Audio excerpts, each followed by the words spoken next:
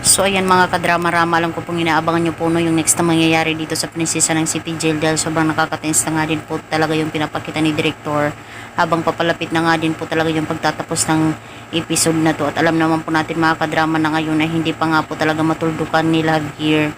o nila Xavier yung katotohanan about nga po talaga kung sino yung sumaksak dito sa kanyang mami. Pero alam naman po natin mga kadrama na magigising din po talaga itong si Leilani o itong si Unsi, possible na buhay pa din po,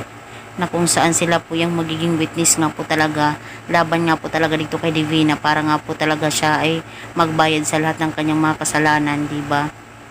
At alam naman po natin mga kadrama na pagdating po talaga ng revelasyon dito sa Prinsesa ng City Jail ay talagang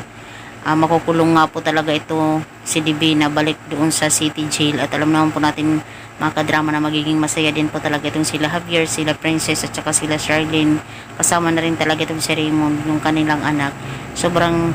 napakasakit lang po talaga ngayon mga kadrama na hindi pa po talaga nila makuha yung hustisya, pero darating din po talaga sila Javier doon sa point na yun, sila Charlene na makuha nga po talaga nila yung hustisya, pati itong si Princess na kung saan talaga ay pre-name up nga po talaga sila at gawa-gawa lang din talaga nila Divina yung kanilang mga pinagplanuhan. Naging kasama pa nga po itong si Levi na kung saan itong si Levi kung hindi dahil sa kanyang nanay hindi naman po talaga siya magiging ganyan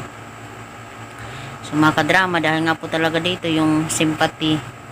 or imbis na maawa itong si Sonia kay Divina ay hindi na po talaga siya maawa, hindi na po talaga siya magpapaloko pa talaga dito kay Divina sa lahat ng kanyang mga ginagawa,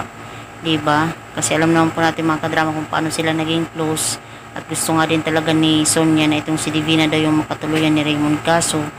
hindi po talaga yung nangyayari dahil kahit ano pa yung sira ni Divina dito kay Charlene ay hindi pa rin niya talaga maangkin itong si Raymond. So makadrama,